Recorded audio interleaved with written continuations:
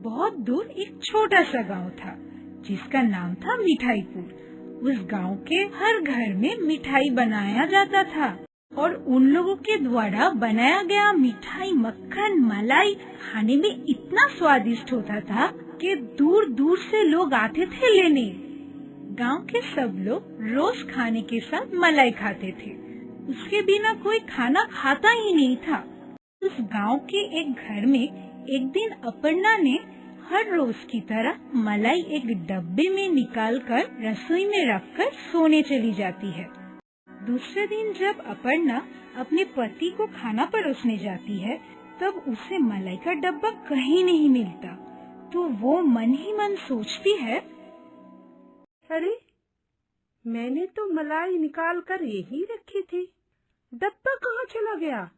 ये शायद अरुण का ही काम है, मैं कितनी बार उसे मना किया। फिर अपर्णा गुस्से में अपने बेटे को बुलाती है। अरुण, अरुण। हाँ मम्मी, तूने फिर से पूरा मलाई खा लिया? मैं नहीं खाया। तू नहीं खाया तो कहाँ गया मलाई का डब्बा? मुझे नहीं पता मम्मी, मैं सच बोल रहा हूँ, मैंने नहीं खाया। अरुण की बात सुनकर अपर्णा थोड़ा चौंक गई, क्योंकि उसे समझ नहीं आ रही थी कि इतना सारा मलाई गया कहाँ। तब वो अपनी पति आलोक से जाकर कहती है, सुनिए जी, वो कल शाम का बनाया हुआ मलाई कहीं भी नहीं मिल रहा है। ताज्जुब की बात है, मलाई कहाँ जा सकता है?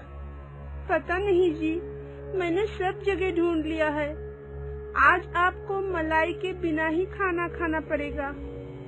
खाने में अगर मलाई ना मिले तो खाने का मन ही नहीं करता। आलोक और क्या करे, बिना मलाई के खाना खाकर काम पर चला गया। शाम को अपर्णा फिर से थोड़ा मिठाई बनाई और बड़ा सा कटोरी भरकर मलाई निकाली और उस कटोरी को बिस्तर के नीचे छुपा कर रख दिया और सोचा, अरुण को तो इस जगह के बारे में पता ही नहीं है, अब देखती हूँ क्या होता है। सुबह जब अपर्णा सोकर उठी तो पहले बिस्तर के नीचे देखी और देखा कि वहाँ से मलाई की कटोरी फिर से गायब। इस बार अपर्णा बहुत चौंक गई और सोच में पड़ गई कि कौन ले जा रहा है ये मलाई।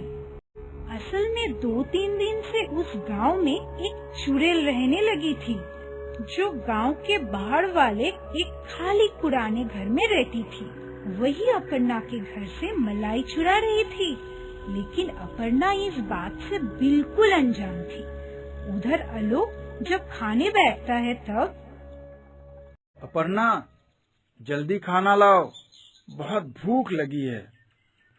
कल मलाई नहीं खाया इसलिए आज ज्यादा भूख लग रही है, आज थोड़ा मलाई ज्यादा लाना।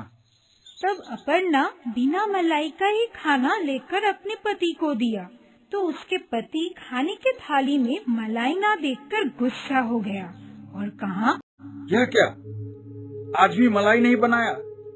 मुझे माफ कर दीजिए, कल रात को तो मैंने मलाई की टोकरी बिस्तर के नीचे छुपा कर रखी थी, लेकिन इसके बावजूद फिर से गायब हो गया। लेकिन ऐसी घटना तो पहले कभी नहीं घटी, कोई जानवर आकर खा रहा है क्या? लेकिन जानवर कटोरी का क्या करेगा, और जानवर आकर खाएगा तो हमें आवाज तो सुनाई ही देता ना। मुझे लगता है कोई चोरी कर रहा है मलाई। दोनों को ही कुछ नहीं सूझ रहा था, तो आलोक फिर से बिना मलाई के जैसे तैसे करके खाना खाकर निकल गया। दूसरी तरफ अपर्णा की पड़ोसी उज्ज्वला भी पिछले रात को मलाई निकालकर रसोई में रखी थी और रात को चुड़ैल आकर उसका मलाई की कटोरी भी ले गई। सुबह जब उज्ज्वला अपने पति के लिए खाना परोसकर मलाई देने गई तो देखी मलाई की कटोरी रसोई में कहीं है ही नहीं। तो उसने भी सोचा, अरे मलाई कहाँ चली गई? सुहानी खा गई होगी। कितना बदमाश हो गई है ये लड़की। अब क्या करूं? उससे तो बिना मलाई के खाना खाया ही नहीं जाएगा। एक काम करती हूँ, अपर्णा दीदी से थोड़ा मलाई मांग कर लाती हूँ। आज जो मलाई निकालूंगी वो छुपा कर रखूंगी। ये बोलकर उज्ज्वला अपर्णा के पास गई मलाई मांगने। अपर्णा दीदी, वो मुझे थोड़ा मलाई दे दो ना।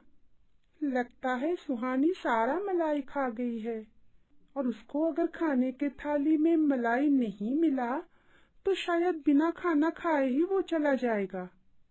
अब क्या बताऊं उज्ज्वला, मेरे घर में भी तो 2 दिनों से कोई मलाई चोरी कर रहा है। मेरे पति भी बिना मलाई के जैसे तैसे करके खाना खा रहे हैं। अरे ये किसका काम है? ठीक है दीदी, मैं चलती हूँ। उज्ज्वला तब घर आकर अपने पति को बिना मलाई के ही खाना देकर कहती है, सुनिए जी, मलाई का कटोरी कहीं नहीं मिला। लगता है सुहानी सुबह निकलते समय पूरा मलाई खाकर चली गई। तो मैंने अपर्णा दीदी से भी मांगने गई थी, लेकिन उसने कहा कि 2 दिन से उसके घर से कोई मलाई चोरी कर रहा है। ऐसा कैसे हो सकता है? भला इस गांव में मलाई कौन चोरी करेगा? पता नहीं जी, आज आप कष्ट करके खाना खा लीजिए, शाम को मैं ढेर सारा मलाई निकाल कर रखूंगी। कैसे खाएं? मलाई के बिना खाना तो गले से उतरेगा ही नहीं। उज्ज्वला के पति तब खाना खाकर खेत में काम करने चला जाता है। शाम को उज्ज्वला फिर से मलाई निकालकर एक डब्बे में भरकर एक बक्से के अंदर छुपा कर रखती है, पर दूसरे दिन वो देखती है कि फिर से मलाई का डब्बा गायब। उस दिन गांव के कई घरों से मलाई चोरी हुआ था। सब इस घटना से हैरान थे। पूरे गांव में ये बात फैल गई कि कोई सबके घर से मलाई चोरी कर रहा है, पर उस चोर का कोई पता ही नहीं चल पा रहा था। पर सबको जो बात सताया जा रहा था वो है कि एक ही रात में इतने सारे लोगों के घर से मलाई चोरी करना तो नामुमकिन है। भाई, बात इतना ही अजीब है कि सोच सोच कर परेशान हुए जा रहा हूँ।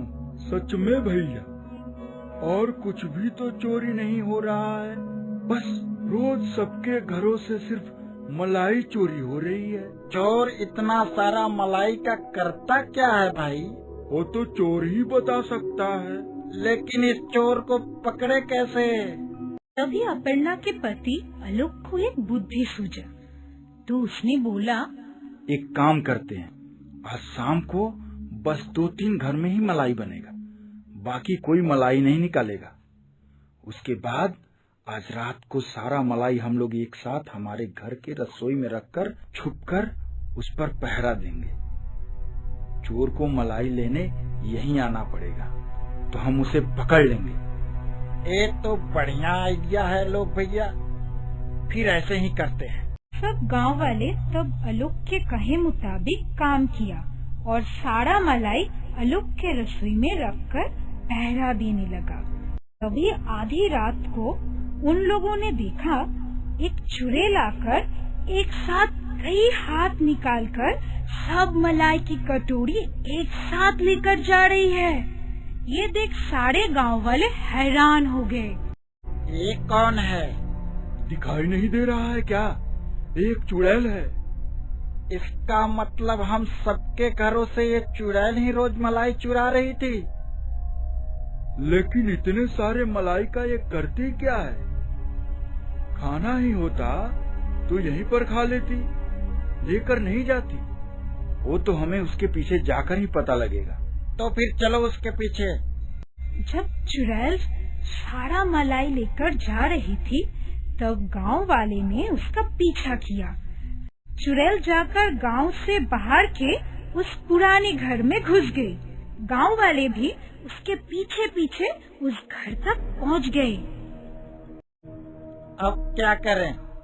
अंदर जाएं क्या? अंदर जाना भयानक हो सकता है। अगर चुड़ैल ने हमें देख लिया तो पता नहीं क्या करेगी। तो कैसे पता चलेगा कि चुड़ैल मलाई लेकर क्या करती है? इस घर में बहुत सारी खिड़की है, चलो देखते हैं किसी भी खिड़की से अंदर देख पाते हैं कि नहीं। फिर एक खिड़की से झांक कर वो लोग देखते हैं कि उस घर में बहुत सारे मलाई की कटोरी पड़ा हुआ है और घर के एक कोने में 10-12 सफेद पुतला रखा हुआ है। चुड़ैल तब सारा मलाई ले जाकर पुतला बनाना शुरू कर दिया और बोलने लगी, अभी और कुछ ही पुतला बनाना बाकी है, तो आने वाले अमावस के रात मैं इन सभी पुतलों को जिंदा कर दूंगा और शैतान बनाकर पूरे गांव में सबको मेरा गुलाम बना लूंगा। चुड़ैल की बात सुनकर गांव वाले बहुत डर गए। अगर ऐसा हुआ तो पूरे गांव तबाह हो जाएगा। तब आलोक ने बोला, इसका मतलब हमारे बनाए हुए मलाई से पुतला बनाकर हम लोगों को ही गुलाम बनाना चाहती है। अब हम क्या करें? हमारे गांव में जो साधु बाबा हैं, हम उसके पास चलते हैं, अगर वो कुछ उपाय निकाल पाए।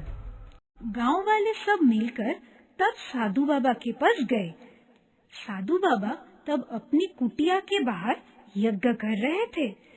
सबने जाकर उनसे कहा, बाबा, हम लोग बहुत मुसीबत में पड़ गए हैं, आप कुछ उपाय निकालिए। क्या हुआ है? गांव वाले ने तब साधु बाबा को सब खोलकर बताया। तब साधु बाबा ने कहा, कहाँ है वह चुड़ैल? मुझे ले चलो उधर। तभी साधु सब गांव वाले के साथ उस घर के सामने गए। चुड़ैल तब भी उस घर में पुतला बना रही थी। इसके बाद साधु बाबा उस घर के चारों तरफ एक लकीर खींचा और कुछ मंत्र करके उसके अंदर आग लगा दिया। चुड़ैल घर से निकल नहीं पाई। वो अंदर चिल्लाने लगी और उसके पुतले के साथ घर के अंदर ही जलकर राख हो गई।